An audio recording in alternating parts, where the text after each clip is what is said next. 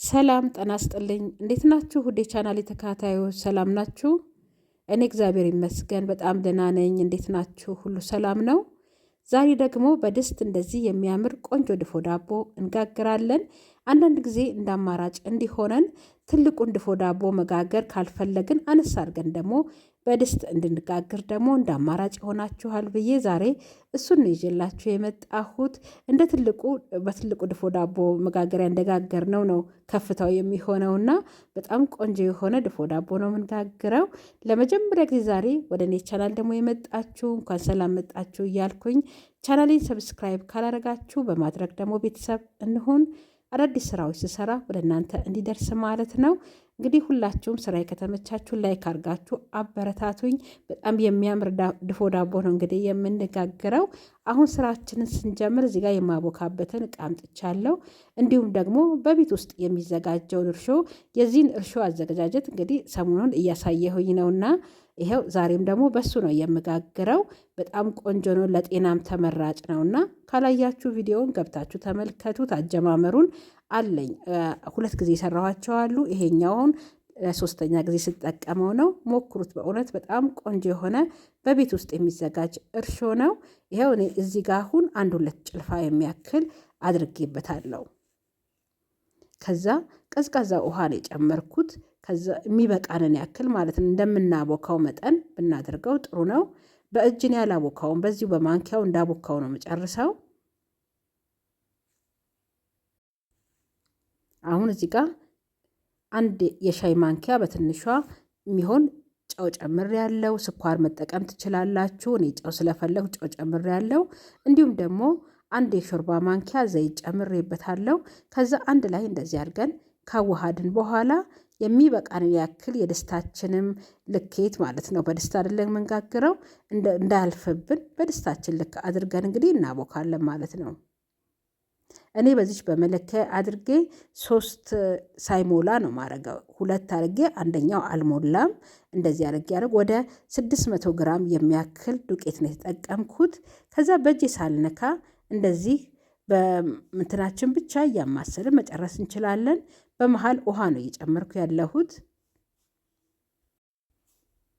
እኔ ማታ ላይ ነው እንግዲህ እያቦካሁኝ ያለሁት።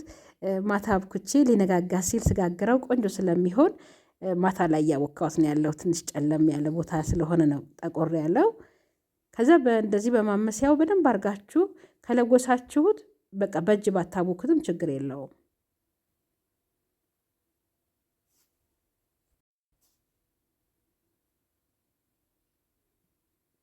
እንደዚህ በማንኪያም ቢሆን በደንብ አድርጋችሁ ገለባብጣችሁ አብኩትና ይሄው እኔ እንግዲህ አብክቼዋለሁ። አሁን ደግሞ ከድነን ኩፍ ሲል ይዤው መለሳለሁ። ይሄው እኔ 1-4 ሰዓት ያክል ነው ቁጭ ያደረኩትና ይሄውላችሁ እንደዚህ ቆንጆ ሆኖልናል። በጣም እሽት አታድርጉት። እኔ እንደዚህ ሳብ ሳብ የማደርገው ትንሽ ላላ ያለ ሊጥ ነው ያደረኩት። ያው ጥሩ ይሆንልናል እንደሱ ሲሆን ውስጡ ክፍትፍት ያለ ስለሚሆን ማለት ነው። በየመሃሉ እየከፈታችሁ ከ30 ደቂቃ በኋላ ከ1 ሰዓት በኋላ እንደዚህ ብታረጉ ደግሞ ቆንጆ ነው የሚሆነው።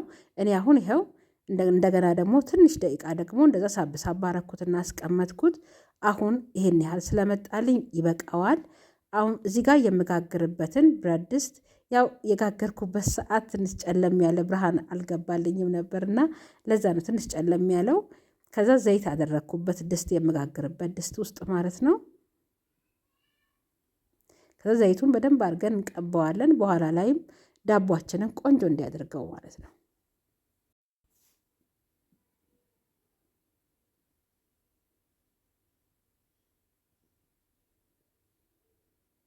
ከዛ ሊጡን አድርገን አመቻችተን ደግሞ ትንሽ እናስቀምጠዋለን ለእንትኑ ላይ ድስቱ ላይ በደንብ እንዲመጣልን ማለት ነው።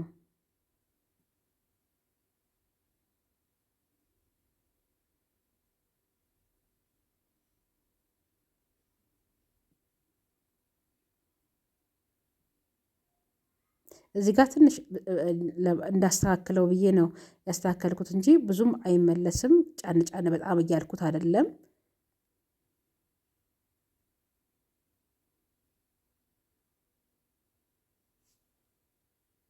ከዛ ከድነነው እዚህ ጋር ደግሞ ጫፏን ደግሞ ትንፋሹ እንዳይወጣ በትንሽ በሶፍት በወረቀት በምትፈልጉት ነገር እንደዚህ አድርጋችሁ ትንፋሹ እንዳይወጣ መክደን።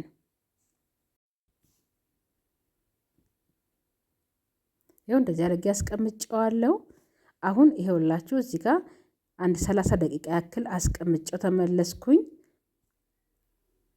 ከዛ አሁን ለኩሼዋለሁ። ይኸው እኔ ቀስ እያልኩኝ በመካከለኛ ሙቀት ነው ጋዙን አንዴ አልለኩስበትም። በከሰልም በተለያየ ነገርም ካረጋችሁ በኃይለኛ እሳት አታድርጉት። እንደሱ ካረጋችሁት ያቃጥልባችኋል። እኔ ቀስ እያልኩ ነው እያበሰልኩት ያለሁት። አሁን ደግሞ እንገለብጠዋለን። ቀስ ብላችሁ እንደዚህ አድርጋችሁ ስታደርጉት ይኸውላችሁ በጣም የሚያምር ቆንጆ ድፎ ዳቦ ነው እንግዲህ እየጋገርን ያለ ነው። እርሾውን ግን ተጠቀሙት። በእውነት በጣም ቆንጆ እርሾ ነው። እኔ ያው ባለፈውም ነግሬያችኋለሁ። ፍሪጅ ውስጥ ነው የሚቀመጠውና ከፍሪጅ አውጥታችሁ ደግሞ መገልገል ትችላላችሁ። እያወጣችሁ ዱቄት እየከታችሁ ውሃ ትንሽ እያረጋችሁ ኩፍ ሲል ከሱ ላይ ወስዳችሁ አብኩታችሁ መልሳችሁ ፍሪጅ እየከታችሁ ማለት ነው። እንደሱ ብትጠቀሙት ለብዙ ጊዜ በቃ መቼም እርሾ አትገዙም። ለአንዳንድ ነገር ከፈለጋችሁ ነው እርሾ የምትጠቀሙት እንጂ። ይኸው እንግዲህ በስሎ እንደዚህ ሆኖ ቆንጆ አምሮ ወጥቶልናል። ይኸውላችሁ በጣም የሚያምር ቆንጆ ድፎ ዳቦ ሽታው ራሱ ልዩ ነውና ጋግራችሁ እናንተ ሞክሩት። እርሾውን ካላዘጋጃችሁ አዘጋጁት። የመጀመሪያ የሰራሁት ቪዲዮ አለ እና እሱን እያያችሁ ብትሰሩት በጣም ቆንጆ እርሾ ነው። ከዛ በቃ አንዴ ከመጣላችሁ በኋላ እስከ መጨረሻው ምንም በቃ እንትን አይልም፣ ምንም አይሆንባችሁም።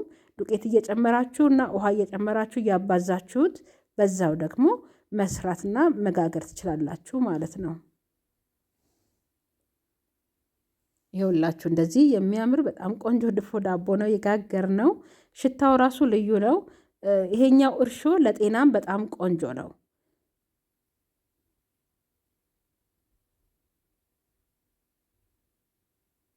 እኔ እንግዲህ በዓልን ምክንያት አድርጌ ለገና በዓል ነው እንግዲህ አነስ ያለ ድፎ ዳቦ ስለፈለግን እንደዚህ አድርጌ የጋገርኩት።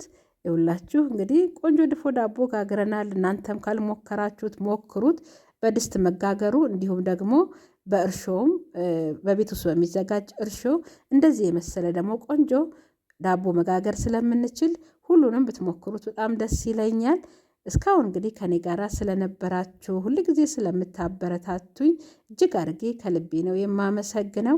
ዛሬም ደግሞ ላይክ አድርጋችሁ ስራ የሰዎች ዘንድ እንዲደርስልኝ ብታረጉልኝ በጣም ደስ ይለኛል። ስለ ሁሉም አመሰግናለሁ። እግዚአብሔር ይስጥልኝ። ይኸውላችሁ በጣም ነው የሚያምረው።